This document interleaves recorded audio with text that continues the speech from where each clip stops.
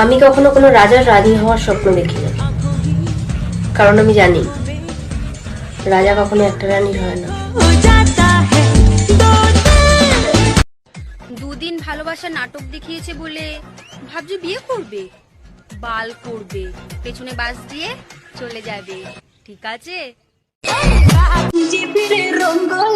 আমি কিন্তু একটা কথা ভেবে পাচ্ছি না, সবার বউ যদি এত খারাপ হয় তাহলে পাশের বাড়ির বৌদি কি করে এত ভালো হয়? আগেকার দিনের ভালোবাসা ছিল এলআইসির মতো, জিন্দেগিকে সাথ ভি জিন্দেগিকে বাদ ভি।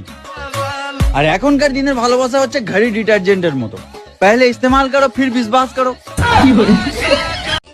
গার্লফ্রেন্ড কে বউ ভাবছো? ভাবো ভাবো, আমিও ছোট সময় 7 আপ কে মদ ভাবতাম।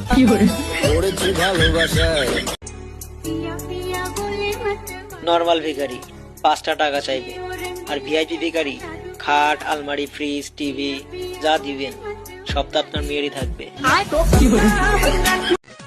ভোট দেওয়া আর ফুলসজ্জা রাতের মধ্যে একটাই মিল, আপনি কাউকে বলতে পারবেন না সেখানে আপনি কি করলেন।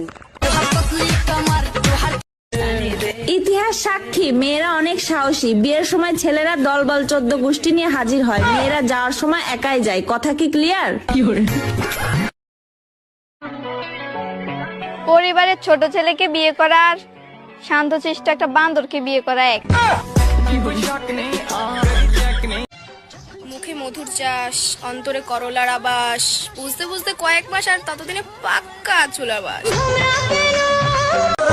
বোকাচোদা হওয়ার তো অনেক রাস্তাই ছিল, কিন্তু আমি সেই ঘুরে ফিরে প্রেমটাকেই বেছে নিয়েছি।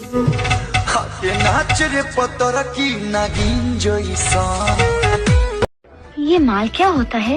माल माने इंसान, अच्छे इंसान को अच्छा माल कहते हैं। एक बात कहूँ तुमसे, तुम भी बहुत अच्छे माल हो।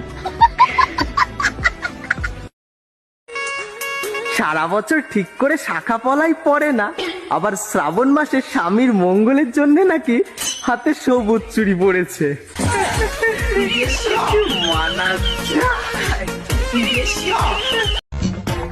কাউকে দেখে জ্বলবো এটা আমার অভ্যাস নাই, আমাকে দেখে জ্বলে এমন মানুষেরই তো অভাব নাই।